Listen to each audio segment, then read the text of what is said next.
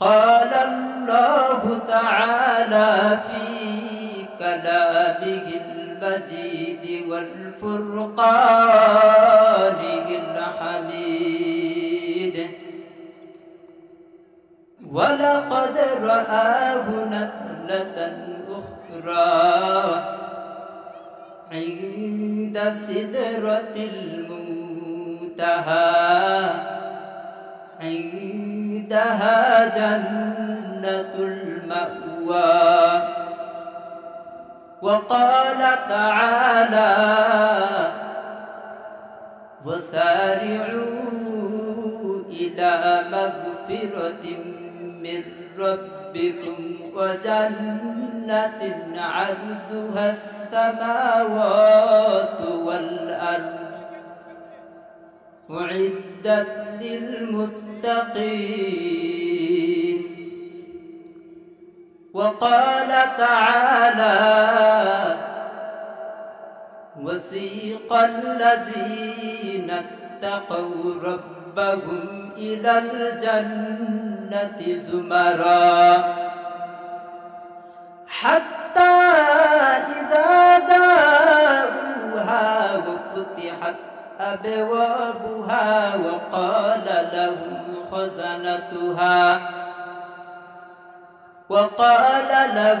خزنتها سلام عليكم طبتم فادخلوها خالدون الحمد لله সমস্ত প্রশংসা ওই আল্লাহ পাক রব্বুল আলামিনের দরবারে যে আল্লাহ পাক রব্বুল আলামিন আমাদেরকে হযরত আবু হুরায়রা নুরানি মডেল মাদ্রাসার উদ্দেশ্যে একটি মাহফিলে আসার এবং বসার জন্য তৌফিক দান করেছেন এবং কোরআন হাদিসের আলোকে কিছু আলোচনা বলার এবং শোনার জন্য তৌফিক দান করেছেন এজন্য অন্তরের অন্তঃস্থল থেকে আল্লাহ তাআলার নিয়ামতের শুকরিয়া আদায় করি সকলে বলি আলহামদুলিল্লাহ আল্লাহ পাক রব্বুল আলামিন আমাদেরকে মৃত্যুর পরে আমাদের শেষ ঠিকানা জান্নাত অথবা জাহান্নাম দান করবেন এরপরে আর কোথাও ঠাঁই নেই কেউ যাবে জান্নাতে কেউ যাবে জাহান্নামে আমি এখানে জান্নাতের কিছু বর্ণনা উল্লেখ করব ওয়ামা তৌফিকি ইল্লা বিল্লাহ আল্লাহ তাআলা যদি তৌফিক দান করেন জান্নাতটা কেমন হবে জান্নাত শব্দের অর্থ হচ্ছে বাগান উদ্যান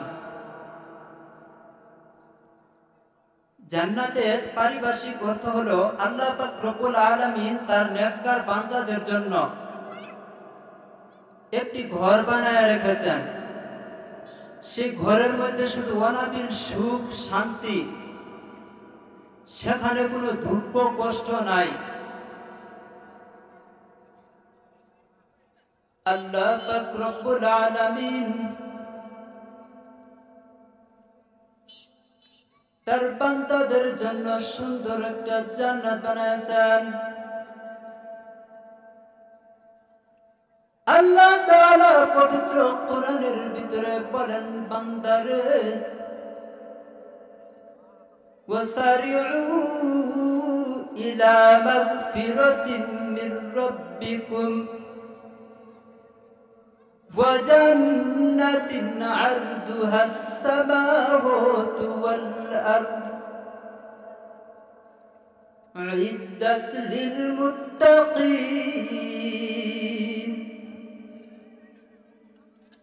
الله পাক রব্বুল আলামিন বলেন وسارعوا إلى مغفرة বান্দা দৌড়াও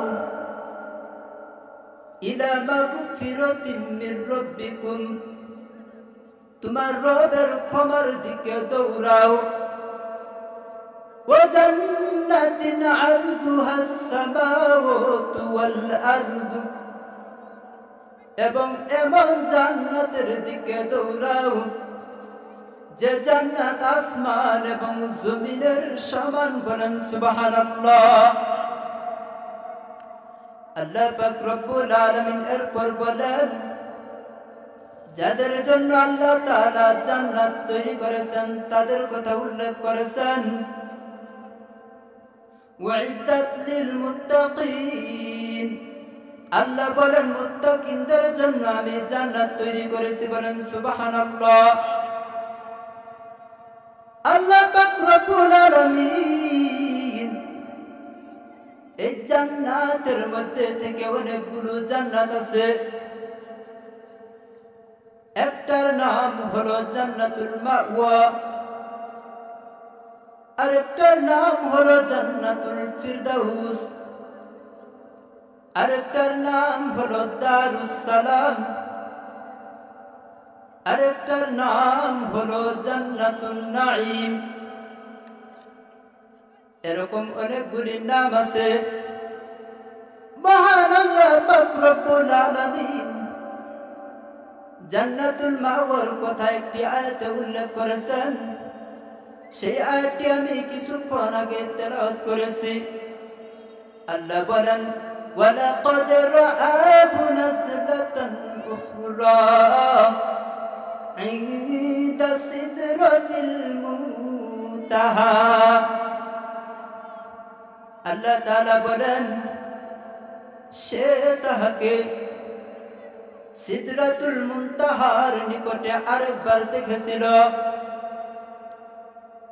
এরপর আল্লাহ তাআলা বলেন, ইনদাহা জান্নাতুল মাওয়া। সাত আসমান উপরে সিদরাতুল মুনতাহা নামে একটা জায়গা আছে।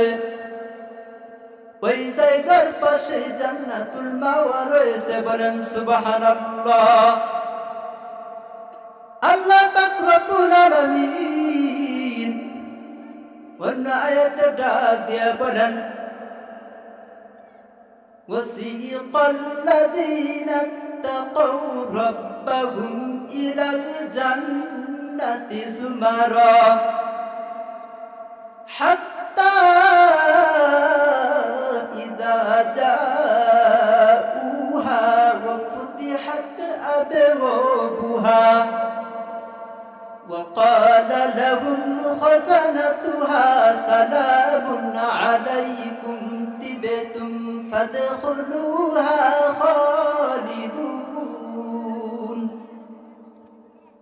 وسيق الذين اتقوا ربهم যারা তাদের রব আল্লাহ তাআলাকে ভয় করে ইলাল জান্নাতি যুমারা, তাদেরকে দলে দলে জান্নাতের দিকে নেওয়া হবে। বলেন সুবহানাল্লাহ। হাত্তা ইযা জাউহা, তখন তারা জান্নাতের দরজার সামনে যখন হাজির হবে, ওয়া ফুতিহাত আবওয়াবুহা, জান্নাতের দরজা সমূহ খুলে দেওয়া হবে।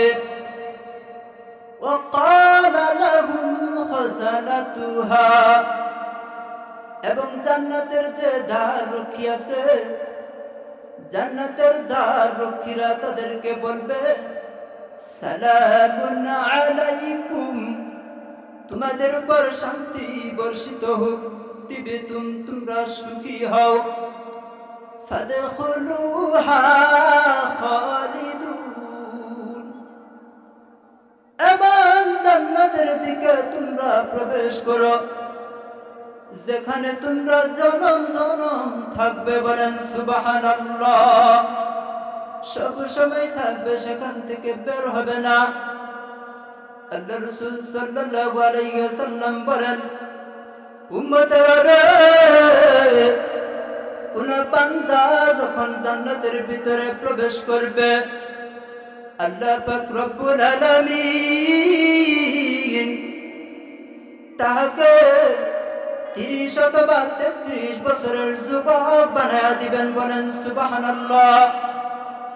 কোন মানুষ যখন জান্নাতের ভিতরে প্রবেশ করবে, মহান আল্লাহ পাক রব্বুল আলামিন তাকে হযরত ইউসুফ আলাইহিস সালামের মতো সৌন্দর্য দান করবেন, সুবহানাল্লাহ।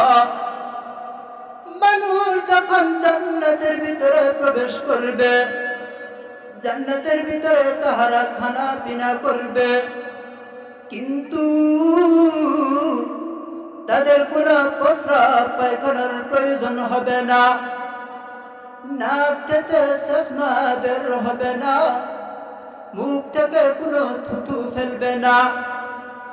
সাহাবীরা জিজ্ঞেস করলেন, ইয়া রাসূলুল্লাহ, খাবারের কি অবস্থা হবে? রাসূলুল্লাহ সাল্লাল্লাহু আলাইহি ওয়াসাল্লাম বলেন, জান্নাতীরা যখন খাবার খাবে, খাবার খাওয়ার পর ঢেকুর দিবে, ঢেকুর দেওয়ার সঙ্গে সঙ্গে সমস্ত খাবার শেষ হয়ে যাবে, বলেন সুবহানাল্লাহ। সেখানে কোনো প্রস্রাব পায়খানার প্রয়োজন হবে না। আল্লাহর রাসূল সাল্লাল্লাহু আলাইহি ওয়াসাল্লাম বলেন, উম্মতেরা রে, কোন মানুষকে যখন জান্নাতে দেওয়া হবে, প্রত্যেকটি জান্নাতীকে আল্লাহ পাক রব্বুল আলামিন জান্নাতি দুটি করে হুর দান করবেন। আল্লাহ রাসূল সাল্লাল্লাহু আলাইহি ওয়াসাল্লাম বলেন, হুরগুলোর চেহারা এত সুন্দর হবে, হুরগুলো যদি জান্নাত থেকে দুনিয়ার মধ্যে আগমন করে, জান্নাত থেকে দুনিয়া পর্যন্ত তাদের সৌন্দর্যে মুখরিত হয়ে যাবে।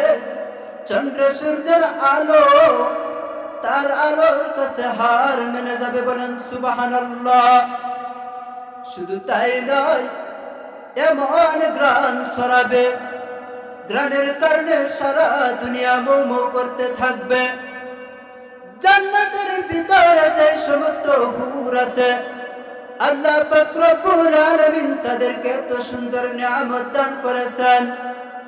রাসূলুল্লাহ সাল্লাল্লাহু আলাইহি ওয়াসাল্লাম বলেন, জান্নাতি হুরদের যে উড়না আছে, একটা উড়নার মূল্য সারা দুনিয়া এবং দুনিয়ার মধ্যে যা আছে তার চেয়ে বেশি, বলেন সুবহানাল্লাহ।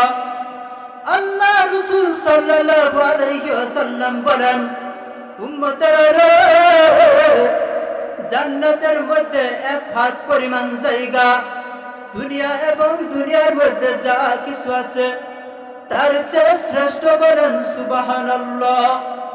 মহান আল্লাহ পাক রব্বুল আলামিন এত সুন্দর সুন্দর নিয়ামত জান্নাতের ভিতরে দান করেছেন। আল্লাহ রাসূল সাল্লাল্লাহু আলাইহি ওয়াসাল্লাম বলেন, দুনিয়ার মধ্যে যেমন ভাবে বাজার বসে, ঠিক জান্নাতের ভিতরেও ওরকম ভাবে বাজার বসবে। শুক্রবারের দিন সমস্ত জান্নাতীগণ ওই বাজারের মধ্যে একত্রিত হবে।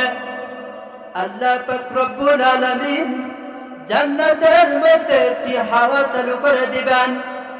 সেই হাওয়ার মধ্যে এত সুন্দর ঘ্রাণ ছড়াবে, পুরা জান্নাত মৌ মৌ করতে থাকবে, বলেন সুবহানাল্লাহ। শুধু তাই নয়, ওই পাতা যখন মানুষের কাপড়ের মধ্যে এবং চেহারার মধ্যে লাগবে, তখন মানুষের চেহারাগুলো আগের চেয়ে আরো সুন্দর হয়ে যাবে। জান্নাতি মানুষ যখন বাজার থেকে নিজের বাড়িতে প্রবেশ করবে, বাড়ির লোকজন তাদেরকে ডাক দিয়ে বলবে, ও জান্নাতি মানুষ, বাজারে গেলা, বাজার থেকে চলে আসলা, এতটুকু সময়ের মধ্যে তোমার চেহারা অনেক সুন্দর হয়ে গেছে। তখন তারাও বলবে, তোমাদের চেহারাও তো অনেক সুন্দর হয়ে গেছে। ও মুসলমান ইমানদার, মহান আল্লাহ পাক রব্বুল আলামিন আমাদেরকে তো সুন্দর জান্নাত দান করেছেন। এই জান্নাতগুলো মহান আল্লাহ পাক রব্বুল আলামিন নেককার বান্দাদের জন্য তৈরি করেছেন। আল্লাহ পাক রব্বুল আলামিন জান্নাতে এত সুন্দর নিয়ামত দান করেছেন। আল্লাহ রাসূল সাল্লাল্লাহু আলাইহি ওয়াসাল্লাম বলেন, জান্নাতের একটি ইট হবে স্বর্ণের, আর একটি ইট হবে রূপার। এত সুন্দর জান্নাত। জান্নাতের ভিতরে বড় বড় বৃক্ষ আছে, গাছপালা আছে। প্রতিটি গাছের পাতা, আল্লাহ রাসূল সাল্লাল্লাহু আলাইহি ওয়াসাল্লাম বলেন, প্রতিটি গাছের পাতা স্বর্ণের তৈরি হবে। বলেন সুবহানাল্লাহ। এত সুন্দর জান্নাত মহান আল্লাহ পাক রব্বুল আলামিন আমাদের জন্য তৈরি করে দিয়েছেন। কোন মুসলমান যদি আল্লাহ পাক রব্বুল আলামিনকে প্রকৃতপক্ষে ভয় করে, তাহলে আল্লাহ পাক রব্বুল আলামিন তাকে জান্নাত দান করবেন। কারণ কোন মানুষের ভিতরে যদি আল্লাহর ভয় থাকে, তাহলে তার দ্বারা গুনাহ করা কখনো সম্ভব হবে না। সব সময় সে নেক কাজ করতে থাকবে, নেক কাজ করে সে জান্নাতের উপযুক্ত হয়ে যাবে। মহান আল্লাহ পাক রব্বুল আলামিনকে যদি কেউ একবারে খাটি দিলে ভয় করে, আল্লাহ পাক রব্বুল আলামিন তাকে সুন্দর জান্নাত দান করবেন। বলেন সুবহানাল্লাহ। আল্লাহ পাক রব্বুল আলামিনের একটা বান্দা ছিল, হযরত মুসা আলাইহিস সালাম। আল্লাহ পাক রব্বুল আলামিনের দরবারে দোয়া করলেন, মালিক, আমি আমার উম্মতের মধ্যে সবচেয়ে গুনাহগার ব্যক্তিকে দেখতে চাই, যে ব্যক্তি জাহান্নামে যাবে। আল্লাহ পাক রব্বুল আলামিন বলেন, মুসা, তুমি এই খবর জানতে চাও না, কারণ এটা মরার পরে এটা প্রকাশ হয়ে যাবে। মুসা আলাইহিস সালাম বলেন, আল্লাহ না, আমাকে বলে দিতে হবে আমার উম্মতের মধ্যে সবচেয়ে গুনাহগার ব্যক্তিকে। আল্লাহ পাক রব্বুল আলামিন বলেন, মুসা, তুমি ওই রাস্তার কিনারে দাঁড়ায় থাকবা, সকালবেলা রাস্তার কিনারে দাঁড়ায় থাকবা। সর্বপ্রথম তুমি যে ব্যক্তিকে দেখতে পাবা মুসা, তুমি মনে করবা ওই ব্যক্তি তোমার উম্মতের মধ্যে সবচেয়ে বেশি গুনাহগার, ওই ব্যক্তিটাই জাহান্নামে যাবে। হযরত মুসা আলাইহিস সালাম আল্লাহ তাআলার হুকুম পাইয়া ওইখানে দাঁড়ায় রইলেন। কিছুক্ষণ পর একজন ব্যক্তি ছোট্ট একটা সন্তান লয়া ওই রাস্তা দিয়ে হেঁটে হেঁটে যায়। মুসা আলাইহিস সালাম মনে মনে ভাবলেন, এই ব্যক্তিটাই বুঝি জাহান্নামী ব্যক্তি, কাজে এখানে আর থাকা যাবে না, চলে যায়। এরপর মুসা আলাইহিস সালাম আবার আল্লাহ তাআলার নিকট দোয়া করলেন, মালিক, আমার উম্মতের মধ্যে সবচেয়ে নেককার ব্যক্তিকে আমি দেখতে চাই। আল্লাহ যাকে তুমি জান্নাত দান করবা। হযরত মুসা আলাইহিস সালামকে আল্লাহ তাআলা বলেন, ও মুসা, তুমি তাকে দেখতে চাইও না, তুমি তাকে দেখতে চাইও না, মরার পরে এগুলো প্রকাশ হয়ে যাবে। মুসা আলাইহিস সালাম বলেন, আল্লাহ, আমাকে অবশ্যই দেখাইতে হবে, না হলে আমি ছাড়ব না। আল্লাহ তাআলা ডাক দিয়ে বলেন, মুসা রে,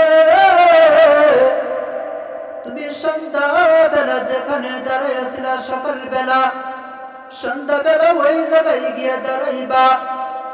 ওই জায়গায় দাঁড়ানোর পর সর্বপ্রথম তুমি যেই ব্যক্তিকে দেখতে পাইবা, তোমার উম্মতের মধ্যে ওই ব্যক্তি সবচেয়ে নেককার, ওই ব্যক্তির জন্য আমি জান্নাত দান করব। বলেন সুবহানাল্লাহ। হযরত মুসা আলাইহিস সালাম ওইখানে দাঁড়ায় রইলেন। কিছুক্ষণ পর দেখতে পেলেন যে লোকটি সকালবেলা ছোট্ট একটা শিশু নিয়ে ওই রাস্তা দিয়ে হেঁটে হেঁটে চলে গেল। সন্ধ্যাবেলা দেখে ওই লোকটাই আবার চলে আসলো, ফিরে আসলো। মুসা আলাইহিস সালাম মনে মনে ভাবলেন, এ কি লোক, কিভাবে জাহান্নামী হতে পারে, আবার কিভাবে জান্নাতি হতে পারে? সকালবেলা জাহান্নামী, সন্ধ্যাবেলা আবার কিভাবে জান্নাতি হতে পারে? হযরত মুসা আলাইহিস সালাম আল্লাহ তাআলাকে ডাক দিয়ে বলে, মালিক, তোমার লীলা খেলা আমি বুঝলাম না। সকাল বেলা সেই লোকটা জাহান্নামী, সন্ধ্যা বেলা ওই লোকটা কিভাবে জান্নাতি হয়ে গেল? আল্লাহ পাক রব্বুল আলামিন বলেন, মুসা রে, সকাল বেলা যখন ওই লোকটা তোমার সামনে দিয়ে যাইতেছিল, যাওয়ার পরে তারা একটি জঙ্গলের ভিতরে চলে গেল। ওই লোকটার কুলে যে শিশু সন্তান ছিল, সে তার বাবাকে প্রশ্ন করে যে, বাবা ওইটা কি? তখন তার বাবা বলে যে ওইটা জঙ্গল। এবার সুন্দর করে ডাক দিয়ে বলে, বাবা, ওই জঙ্গলের চেয়ে আরো বড় কোনো কিছু আসেনি? এবার তার বাবা বলে, হ্যাঁ, ওই জঙ্গলের চেয়ে আরো বড় কিছু আছে। তখন বলে, ওই জঙ্গলের চেয়ে বড় কোন জিনিস? ওই লোকটা ডাক দিয়ে বলে, সন্তান রে, ওই যে পাহাড় দেখতেছ, পাহাড়, ওই পাহাড়টা জঙ্গলের চাইতেও বড়। সন্তান এবার বলে, বাবা, ওই পাহাড়ের চেয়েও বড় আরো কোনো কিছু আছে কি? তখন বলে, ওই পাহাড়ের চেয়েও বড় আরো কিছু আছে। তখন সন্তান বলে, ওই পাহাড়ের চেয়ে বড় কি জিনিস আমাকে বলো। পিতা বলে, ওই পাহাড়ের চেয়ে বড় হলো আসমান। সন্তান আবার বলে, আসমানের চেয়ে বড় কোনো কিছু আছে কি? তখন বলে, আসমানের চেয়েও বড় কিছু আছে। সন্তান আবার বলে, আসমানের চেয়ে বড় কোন জিনিস আমাকে বলো। পিতা এবার বলতেছে, আসমানের চেয়ে বড় হলো আল্লাহ তাআলার আরশ। সন্তান আবার বলে, আরশের চেয়ে বড় কোনো কিছু আছে কি? পিতা বলে, আরশের চেয়েও বড় কিছু আছে। সন্তান বলে, ওই জিনিসটা কি আমাকে বলো। বাবা ডাক দিয়ে বলে, সন্তান রে, ওই আরশের চেয়ে বড় একটা জিনিস আছে, এটা তোমাকে বলবো না। এই কথা বলার পর তার বাবার চোখ দিয়ে টপ টপ করে পানি ঝরতেছে, গাল বেয়ে পানি ঝরতেছে। সন্তান কিন্তু নাসুর বান্দা আবারও জিজ্ঞেস করে, বাবা বলো, ওই পাহাড়ের চেয়ে বড় কিছু আছে? ওই আল্লাহ তাআলার আরশে আজিমের চেয়ে বড় কিছু আসেনি? তখন পিতা বলে, সন্তান রে, এরকম প্রশ্ন তুমি আমাকে করিও না। পিতা কান্নায় ভেসে গেল। সন্তান কিন্তু নাসুর বান্দা। সন্তান আবার জিজ্ঞাসা করে, বাবা, আমাকে বলতেই হবে, কি এমন প্রশ্ন করছি আমি উত্তর দিতে পারতেছ না? তখন বাবা ডাক দিয়ে বলে, ও সন্তান, আল্লাহ তাআলার আরশের চেয়ে বড় হলো আমার গুনাহ। আমি দুনিয়াতে তো পরিমাণ গুনাহ করেছি যা আল্লাহ তাআলার আরশের চেয়েও বেশি হয়ে গেছে। আমার মনে হয় আল্লাহ পাক রব্বুল আলামিনের আরশের চেয়ে আমার গুনাহ বেশি হয়ে গেছে।